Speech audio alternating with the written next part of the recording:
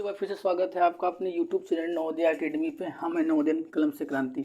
आज के इस वीडियो में हम क्लास 9th के केमिस्ट्री के अंतर्गत हमारे आसपास के पदार्थ के तहत ऊर्ध्वपातन की प्रक्रिया तथा ऊर्ध्वपातज पदार्थों को समझने का प्रयास करेंगे। तो यदि आप इस बात को नोटिस किए होंगे, जब हम भगवान की पूजा करने के लिए घी के दिए जलाते हैं तो जो दिया होता है घी का वो पहले पिघलता है। दैट मीन्स ठोस अवस्था से क्या होता है, द्रव अवस्था में परिवर्तित होता है। फिर द्रव अवस्था में परिवर्तित होने के बाद और फिर गैसेस अवस्था में परिवर्तित होता है। परंतु जो कपूर होता है, जब भगवान के पूजन के लिए उस चीज़ को हम जलाते हैं तो कपूर देखेंगे वो पिघलता नहीं है, डायरेक्ट ठोस अवस्था से गैसियस अवस्था में बदल जाता है। क्यों? क्योंकि कपूर क्या है, एक ऊर्ध्वपातज पदार्थ होता है।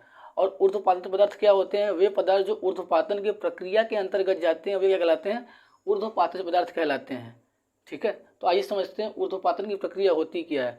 वह प्रक्रिया जिसमें कोई भी पदार्थ द्रव अवस्था में परिवर्तित हुए बिना सीधे ठोस अवस्था से गैसियस अवस्था में परिवर्तित हो जाए, वो ऐसी प्रक्रिया को क्या बोलते हैं? ऊर्ध्वपातन। तथा वे पदार्थ जो ऊर्ध्वपातन के प्रक्रिया के अंतर्गत जाते हैं वे पदार्थ क्या कहलाते हैं? ऊर्ध्वपातज पदार्थ। ठीक है, तो वे पदार्थ जो ऊर्ध्वपातन की प्रक्रिया के अंतर्गत जाते हैं उसे ऊर्ध्वपातज पदार्थ बोलते हैं। तो ऐसे कुछ पदार्थ है जैसे शुष्क बर्फ हो गया, ठोस आयोडीन हो गया, कपूर हो गया, अमोनियम क्लोराइड हो गया, नेप्थलीन बॉल हो गया। ठीक है, तो अब इसको केमिकली बात कर लें तो शुष्क बर्फ को क्या बोलते हैं हम? CO2 ही होता है एक तरीके से। ये शुष्क बर्फ क्या होता है? एक तरह का CO2 ही होता है। आयोडीन, ठोस आयोडीन का फॉर्मूला क्या होता है? I2 होता है। अमोनियम क्लोराइड, इसका जनरल नेम नौसादर के नाम से भी जाना जाता है।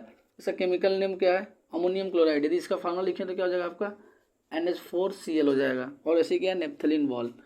नेप्थलीन बॉल को आप समझते होंगे, जब कपड़े वगैरह जो होता है हम उसको रखते हैं तो उसका तह बना के अलमारी वगैरह में, तो उसमें हम नेप्थलीन बॉल को रखते हैं। नेप्थलीन बॉल क्या होता है? वो जो उसमें मोथ वगैरह लगते हैं, दीमक वगैरह, उस चीज़ से कपड़ों को बचाता है। आप देखते होंगे जब नेप्थलीन बॉल को हम रखते हैं तो नेप्थलीन बॉल कभी द्रव अवस्था में परिवर्तित नहीं होता है। सीधे कपड़े को रखेंगे वो सीधे गैसियस अवस्था में परिवर्तित हो जाएगा। ठीक है, और आप देखेंगे जब मूवी वगैरह होती है, जब मूवी वगैरह में शूटिंग होती है तो बादल बनते हुए दिखाई देते हैं। तो बादल कैसे बनते हैं? ये होता है शुष्क बर्फ। शुष्क बर्फ होता है, उसको हम रख देंगे। शुष्क बर्फ क्या होगा? डायरेक्ट ठोस अवस्था से अपने गैसीय अवस्था में परिवर्तित हो जाएगा। ठीक है, तो जो मेरा शुष्क बर्फ वाला चीज़ है, ठीक है, यही जो मूवी वगैरह में आप जब देखते हैं सिनेमा, वहाँ पे जो बादल बने हुए दिखाई देते हैं ये शुष्क बर्फ का ही बना होता है। अब ध्यान से समझिएगा इस पॉइंट को। जब ठोस अवस्था से कोई पदार्थ गैस अवस्था में बदलता है तो उस प्रक्रिया को ऊर्ध्वपातन कहते हैं। और इसकी उल्टा, जब कोई पदार्थ गैस अवस्था से सीधे ठोस अवस्था में परिवर्तित हो जाए तो उस अवस्था को हम क्या बोलेंगे?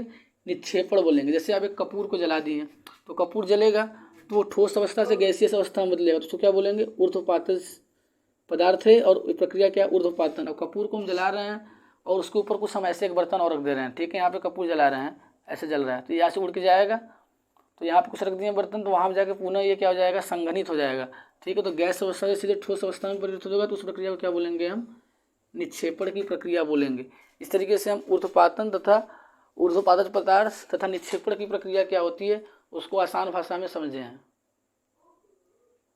आइए ऊर्ध्वपातन प्रक्रिया के आधार पर क्वेश्चन जो एग्जाम में आता है उसको भी डिस्कस कर लेते हैं। क्वेश्चन क्या है कि कपूर और नमक का एक मिश्रण है, उसमें से आपको कपूर और नमक को अलग अलग करना है। किस तरीके से आप अलग करेंगे? आपको पता है कि कपूर भी वाइट कलर का ही होता है, नमक भी सफ़ेद रंग का ही होता है। दोनों को इंटरमिक्स कर दिया जाए, कपूर को पाउडर फॉर्म में कन्वर्ट करके, तो दोनों एक जैसे हो जाएंगे और उनको मिक्स कर रहे हैं।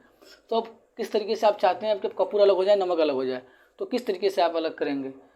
तो इनको अलग करने के लिए जिस प्रक्रिया का हम प्रयोग करेंगे वो प्रक्रिया क्या है? ऊर्ध्वपातन की प्रक्रिया है। क्यों? क्योंकि आपको पता है कि कपूर क्या है? एक ऊर्ध्वपातज पदार्थ है, जबकि नमक एक ऊर्ध्वपातज पदार्थ नहीं है। ऊर्ध्वपातज पदार्थ होने का मतलब क्या? ये सीधे ठोस अवस्था से गैसीय अवस्था में परिवर्तित हो जाएगा। मतलब यदि एक हम चाइना डिश में ले लिए सॉरी ये जो मेरा मिक्सचर है मिक्सचर, और इसको हम ट्राइपॉड स्टैंड पे रख के बंसन फर्नर से यदि हीट करेंगे तो जो यहाँ से हीट निकलेगा वहाँ से, तो इसमें जो हमारा कपूर पाया जाएगा वह कपूर वाष्पित होने लगेगा, सीधे ठोस अवस्था से गैसीय अवस्था में परिवर्तित होने लगेगा, क्योंकि ये ऊर्ध्वपातज पदार्थ है। तो यहाँ पे कोई हमें यहाँ पे कुछ और एक ढक्कन जैसी कोई आकृति लगा के इसको कवर करेंगे, तो यहाँ से जब वाष्पित हो यहाँ से जाएगा तो ऊपर जाके यहाँ पे संघनित हो जाएगा। ठीक है, तो इस तरीके से यहाँ पे आपका कपूर आ जाएगा और इस बाउल में मेरा नमक बचा रह जाएगा। इस तरीके से हम कपूर और नमक के मिश्रण को आसानी से पृथक कर लेते हैं। ठीक है, तो आज की वीडियो में इतना ही रखते हैं। मिलते हैं एक नए वीडियो में एक नए लेक्चर के साथ। तब तक आप हमारे चैनल को लाइक शेयर और सब्सक्राइब करना ना भूलें। Thank you so much.